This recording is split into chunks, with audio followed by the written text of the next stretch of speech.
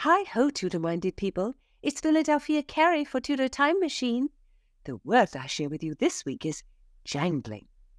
And so, as you know, I most revere a fair-minded and dutiful lady of court, and I will never approve the jangling talk about Lady St. Lo, for some say she has not one man who woos her, not two men. Those with their jangling may say she has as many as 5, nay, even 7, and not men who woo in a courtly way. It is the sort of talk that should damn those janglers to hell. Jangling? Oh, now, Tudorphiles, what think you? If you're new here, I'm Gage. I'm Jessica. And we're here with Philadelphia Carey for Tudor Word of the Week. Don't miss a word, and listen to the Tudor Time Machine Story Project. Jessica reads a chapter of Time's Riddle, and then my dear friends discuss the history behind the mystery. How diverting! So subscribe on YouTube and give me a like. Thank you so much for listening. We want to thank FeedSpot for naming our podcast one of the top 10 Tudor podcasts on the web, number 2 to be exact. Tudorphiles are an amazing bunch. Every one of you has the wit of Rosalind and the heart of Cordelia. Philadelphia, can you give us the spelling of jangling, our word of the week? It is spelled Jangling, and it means idle talking or gossiping. Or in a more serious way, slanderous conversation. That is serious. Well, it could be used seriously. Elizabeth I used it when she dismissed Parliament in 1567. Why? Why did she use it? Was she angry? Indeed she was, and for good reason. Parliament was debating her succession, who should come after her, and she did not like that. Since she was unmarried, it seems like a reasonable question. I mean, after all, in 1567, how long had she already been queen? For nearly 10 years she had ruled with grace. But my dear Gage, you must remember that during Henry VIII's time, to talk of the succession was treason and could have your head chopped off. Elizabeth was crowned when she was 25, and at this time she was in her 30s, which is a perfect age to have children. And yet one must be married if one is to have a legitimate heir to the throne of England. Philadelphia, do you think she should have gotten married? It is the duty of a queen, but she must not be pushed and prodded. And I believe it was not the talk of marriage that sent her into a rage. Well, if it wasn't the talk of marriage that peeved her, what was it? The Parliament openly debating whether Mary, Queen of Scots, or Lady Catherine Grey would be a better successor to Elizabeth while she was living. Indeed, 'tis so, and was most monstrous. And some of the lords openly supported the Queen of Scots, and some openly supported Lady Catherine Grey, and Elizabeth would not have this sort of talk. But it was a legitimate consideration. Well, I mean, particularly if you consider she had smallpox in 1562, and she almost died, and the Parliament was concerned there would be a civil war if something happened to her when there was not an actual heir named. But let's be honest, even if there were an heir named, there could have been a civil war. It seems that the most peaceful transfer of powers is between immediate family, such as if she had a child. Once if cousins and aunts and uncles get involved, it's all much messier. King Henry VIII, Elizabeth's father, was determined to do his duty and have a male heir, and indeed he did succeed, and we all cheered when King Edward took the throne, although I did not admire how King Edward was got. That is a story unto itself. But our Queen Elizabeth did not allow a discussion of who would come after her. Who would you have preferred to be queen after Elizabeth if you had to choose? Catherine Grey or Mary, Queen of Scots?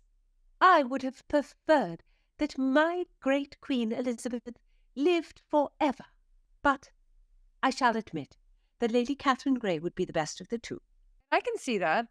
All 3 of the Grey sisters were very involved at court, and Jane Grey, Catherine Grey's older sister, she was named to the throne by Edward, and she was the 9-day queen, so I guess there's precedence for the Greys. And also, all the Grey sisters were very well educated. Dearest Gage, I do not care for those things.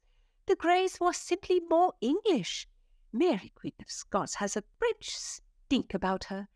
She was educated in France, she lived there most her life, and she travelled to Scotland. Why, she is barely English at all. I believe she may think her private thoughts in French, and she writes in French. I do not wish a French Catholic lady on the English throne. But even Henry VIII wrote to Anne Boleyn in French. Precisely. Nothing good comes from the French.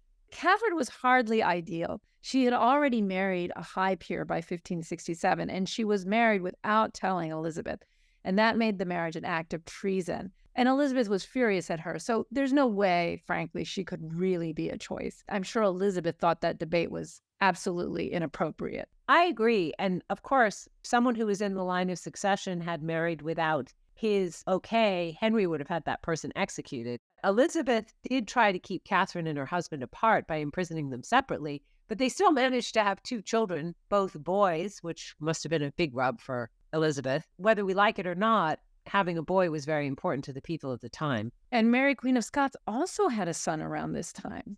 I think the fact that these women had children played a big part in why Elizabeth didn't want to name either of them as successors. People were always trying to assassinate Elizabeth, even with her out having an heir. But if she named an heir, and that heir already had children, particularly male children, I'm sure Elizabeth felt like people wouldn't wait for her natural death. That's probably true. Undoubtedly, Elizabeth would be shot at with arrows, flint muskets, spears, and tripped to fall into the Thames. It would be terrible. Queen Elizabeth, I believe, was a greater ruler than Catherine or Mary ever could have been. She was wise to hold her position, for I say this to you, I believe that those lords desired the other ladies to be queen, for they had not the will of our Elizabeth Regina. Elizabeth had an incredibly strong will, and she was also very effective and conscientious. She has a great discipline. She will dance for health in the morning, pray, and then she writes many letters and meets with her councilmen or ambassadors nearly every day. She spends hours reading. She is a person of seriousness and wit. In our modern day, people still use her as a model for leadership. And I recently read a list of the best leaders, and she was on it. And it spoke about how she excelled at creating a vision for her people, for the people of England, and communicating that vision to them. And that she had a powerful understanding of image, how she should present herself, and how to create herself as a symbol.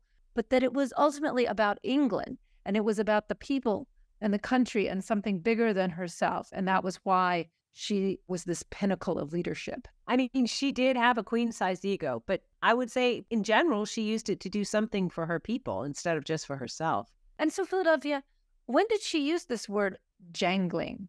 I must tell true. Elizabeth did not speak the word. She thought to use it in a speech when she dismissed Parliament, but then she did not. It was found much later in her papers, and you yourselves can see the draft now in the British Museum. Well, what is it she wanted to say that she decided to cut out? She said that the discussions as to the succession were lip-laboured orations out of such jangling subjects' mouths. Wow. And the lords were the jangling subjects? That is harsh. Elizabeth, she was a good writer and good at insults. That was like a Shakespearean insult, lip-laboured orations. It is good, but I'm also not surprised she took it out. Maybe she decided it was going a little too far. So she used her good sense and decided to make her presentation without it. So give heed, Tudorphiles. Bring some 16th century sauce to your vocabulary with jangling. Listen in next time. Don't miss a word. Subscribe on YouTube and give me a like.